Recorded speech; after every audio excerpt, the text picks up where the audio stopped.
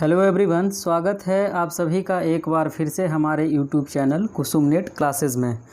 दोस्तों, आज के वीडियो में हम लोग बात करने वाले हैं दो इम्पॉर्टेंट शैली के बारे में, दो इम्पॉर्टेंट स्टाइल के बारे में। आप जानेंगे कि भारत में कई तरीके के स्टाइल का निर्माण हुआ, उनका ग्रोथ हुआ। जैसे उदाहरण के तौर पे अमरावती कला शैली है, उसी तरीके से गांधार कला शैली है, मथुरा कला शैली है, नायक शैली है, नटराज शैली है। ऐसे कई तरीके के स्टाइल का निर्माण हुआ है भारत में। लेकिन आज के वीडियो में हम लोग बात करने वाले हैं दो इम्पॉर्टेंट शैली के बारे में, दो इम्पॉर्टेंट स्टाइल के बारे में, जिसमें पहला आपको दिख रहा होगा स्क्रीन पे, वो है गांधार स्टाइल, और दूसरा हमारे पास है जिसके बारे में बात करेंगे वो है मथुरा स्टाइल। तो मैं बारी बारी से इन दोनों के बारे में, इनके विशेषताओं के बारे में बताऊंगा, इनका टाइम पीरियड बताऊंगा, और फिर मैं ये बताऊंगा कि कौन से शासक ने इनको संरक्षण प्रदान किया और किनके शासनकाल में इनका ज़्यादा ग्रोथ हुआ। तो हमेशा की तरह आप कलम और कॉपी उठा लें, हमारे साथ लिखते चलेंगे तो आपके लिए बेहतर होगा। उससे पहले मैं आपको बता दूं कि यदि आप नेट की तैयारी कर रहे हैं या फिर आप यूपीएससी, बीपीएससी या किसी भी सिविल सर्विसेज एग्ज़ाम की तैयारी कर रहे हैं तो आप हमारे चैनल पे जुड़ सकते हैं। आप गूगल में जाकर टाइप करेंगे www.youtube.com/kusumnet classes, तो आप हमारे चैनल पे डायरेक्ट पहुंच जाएंगे। और आप जुड़ने के साथ साथ अपने दोस्तों को भी जोड़ें ताकि उनको भी फ़ायदा पहुंच सके, मैं उनकी भी मदद कर सकूं। तो फिर आइए हम लोग बारी बारी से बात करते हैं एक एक स्टाइल के बारे में। आज का हमारा पहला स्टाइल है गांधार शैली। इसके बारे में सबसे पहले ये जानिए कि गांधार कला शैली का जो विकास हुआ उसका टाइम पीरियड कब है। तो इसके लिए आप समय, इसको आपको लिखना हो यदि, तो आप कह सकते हैं कि गांधार कला शैली का विकास 50 ईसा पूर्व से, यानी 50 BC से 500 AD तक, 50 BC से 500 AD तक इनका विकास हुआ है। और इसी दौर में ये गांधार कला शैली अपने फली फूली और उनका ग्रोथ हुआ। इसको एक और नाम से जाना जाता है, इसको ग्रीक इंडियन स्टाइल भी कहा जाता है। और ऐसा क्यों कहा जाता है ये भी मैं आपको बताऊंगा। उससे पहले आप ये जानिए कि इस कला शैली का विकास हुआ वो किस हिस्से में हुआ, भारत के किस हिस्से में। तो आपको ध्यान रखना है कि ये पॉइंट नंबर 2 पे, कि इसका क्षेत्र उत्तर पश्चिम भारत, जिसमें अफ़गानिस्तान है, पेशावर है, और एवं जिसको कांधार बोलते हैं, जिसमें आप देखेंगे कि जब मौर्यन डायनेस्टी का हिस्ट्री पढ़ेंगे तो आपको पता चलेगा कि CM अर्थात चंद्रगुप्त मौर्य ने अपने समय में काबुल, कांधार, मकरान, हेरात तक अपना साम्राज्य फैला लिया था। तो वो जो कांधार जिसकी बात कर रहे हैं, बिल्कुल उसी कांधार में, उसी पेशावर में, वही उत्तर पश्चिम भारत का सीमा था, वहीं पे गांधार कला शैली का विकास हुआ था। पहली चीज़। दूसरी बात कि इस कला शैली का विकास कुषाण शासकों के शासनकाल में हुआ। तो इससे आपको क्लियर होगा कि कुषाण का भी जो शासन पीरियड है वो कहीं ना कहीं 50 BC से लेकर के 500 AD के बीच होगा। यदि आपसे इस तरीके के सवाल आते हैं तो आप ऐसे भी इसको टिक करके बना सकते हैं। आगे आते हैं इसके तीसरे पॉइंट के बारे में।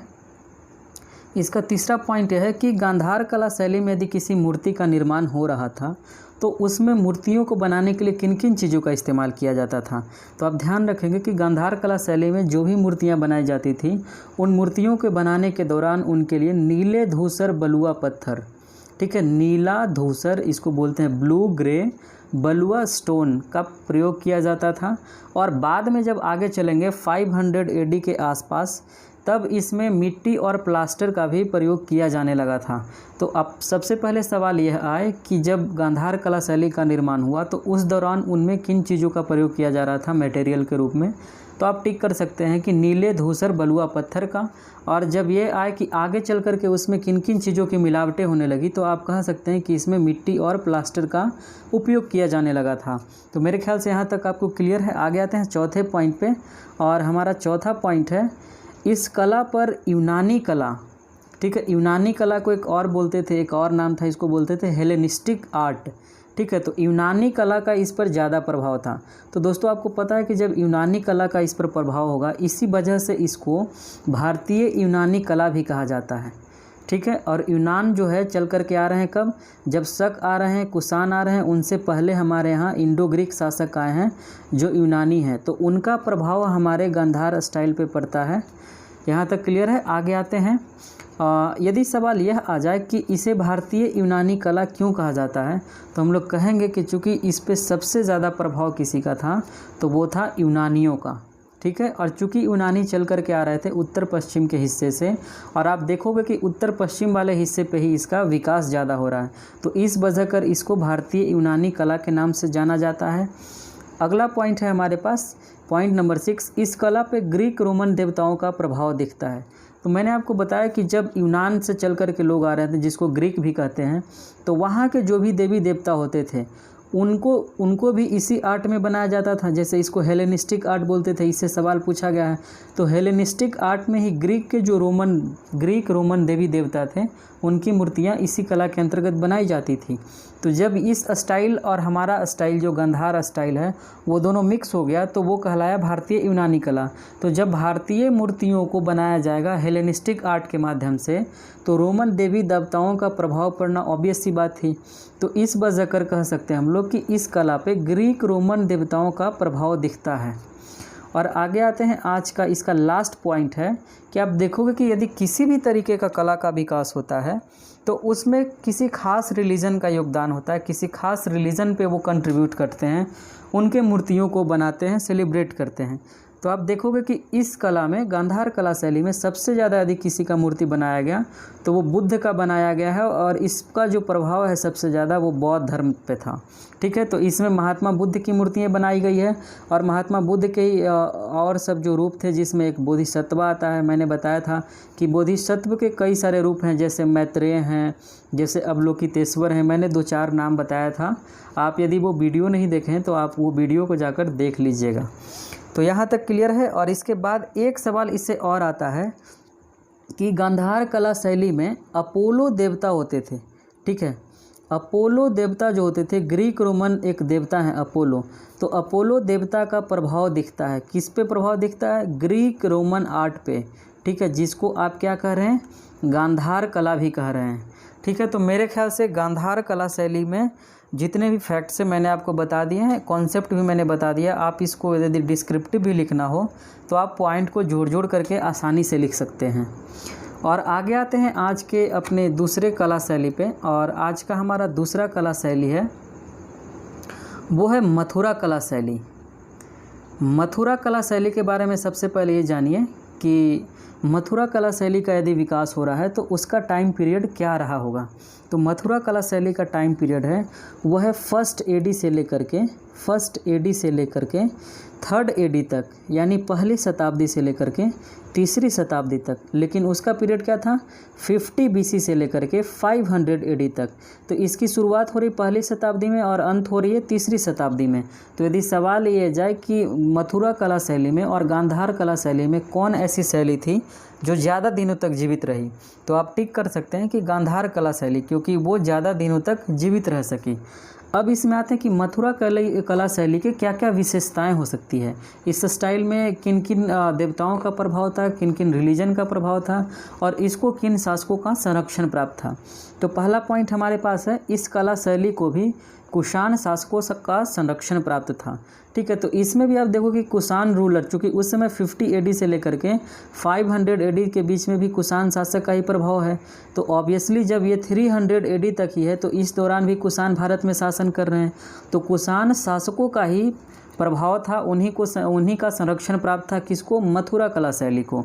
तो यहाँ तक क्लियर है। दूसरे पॉइंट पे आते हैं और दूसरा पॉइंट हमारा यह है कि इस कला शैली का विकास किन क्षेत्रों में हुआ। तो इस कला शैली का विकास जो हुआ, इस नाम से ही आपको पता होगा कि ये मथुरा जो कि उत्तर प्रदेश में है।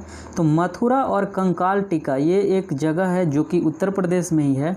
तो मथुरा और कंकाल टीका वाले हिस्से में इस कला शैली का ज़्यादा ग्रोथ हुआ, ज़्यादा विकास हुआ। लेकिन उसका कहाँ हुआ था?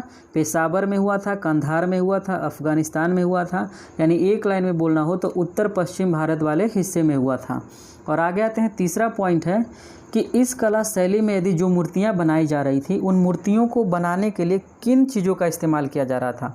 तो उसमें मैंने क्या बताया कि उसमें जो इस्तेमाल किया जा रहा था किसमें? गांधार कला शैली में, वो था नीला, धूसर, बलुआ, प्रस्तर। प्रस्तर का मतलब पत्थर होता है। तो लेकिन इस कला शैली में क्या है? चित्तीदार लाल बलुआ पत्थर। ठीक है, लाल बलुआ पत्थर, जिससे लाल किला भी बनाया गया है। लेकिन यहाँ पे लाल बलुआ पत्थर तो है लेकिन वो चित्तीदार है।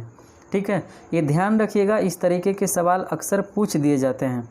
और आगे आते हैं चौथे पॉइंट पे। और आज का हमारा 4th पॉइंट है वो है इस शैली पर किसी भी प्रकार का विदेशी प्रभाव नहीं था। क्यों नहीं था? क्योंकि ये तो उत्तर प्रदेश, ये शुद्ध रूप से आप कह सकते हो कि स्वदेशी आर्ट था। ठीक है। हमारे यहाँ जितने भी कला शैली का विकास हुआ है उसमें से मथुरा कला शैली जो है पूर्ण रूपेण स्वदेशी शैली थी, ठीक है। ये 5वां पॉइंट। और दूसरा, इसी से पॉइंट क्लियर है कि इस कला शैली पे किसी भी प्रकार का विदेशी प्रभाव नहीं था। और इसके लास्ट पॉइंट पे आते हैं आज के, वो लास्ट का पॉइंट है कि इस कला शैली पर मुख्य तौर पे हिंदू, फिर जैन और फिर बौद्ध, यानी 3 रिलीजन का प्रभाव था। लेकिन उसमें आप देखोगे कि गांधार कला शैली में सिर्फ और सिर्फ किसका प्रभाव है? बौद्ध का प्रभाव है। लेकिन यहाँ पर 3 रिलीजन का प्रभाव है, हिंदू का, जैन का और बौद्ध का।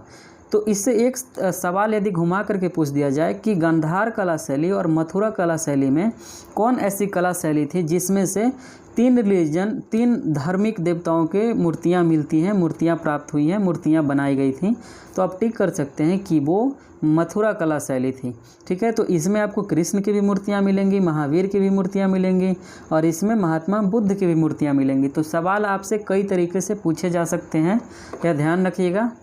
तो आज का दोस्तों ये गांधार कला शैली और मथुरा कला शैली ख़त्म हुआ और आगे वीडियो में हम लोग बात करेंगे कोई नए शैली के बारे में। एक नए चैप्टर के साथ मैं फिर आऊँगा आपके साथ। यदि आप हमारे चैनल पे पहली बार आए हैं तो आप हमारे चैनल KNC को सब्सक्राइब कर लीजिएगा। और आपको यदि इस तरीके की वीडियोस पसंद हैं और यदि आप नेट की तैयारी कर रहे हैं या फिर सिविल सर्विसेज की तैयारी कर रहे हैं या फिर किसी भी एग्जामिनेशन की तैयारी कर रहे हैं जिसमें इतिहास और जनरल स्टडीज़ पूछा जाता है, तो आप हमारे चैनल से बेशक जुड़ सकते हैं और आप अपने लोगों को भी जोड़ सकते हैं। तो दोस्तों आज के वीडियो को हम लोग यहीं पे ख़त्म करते हैं, फिर मिलेंगे अगले वीडियो में। तब तक के लिए शुक्रिया, बाय बाय, जय हिंद, जय भारत।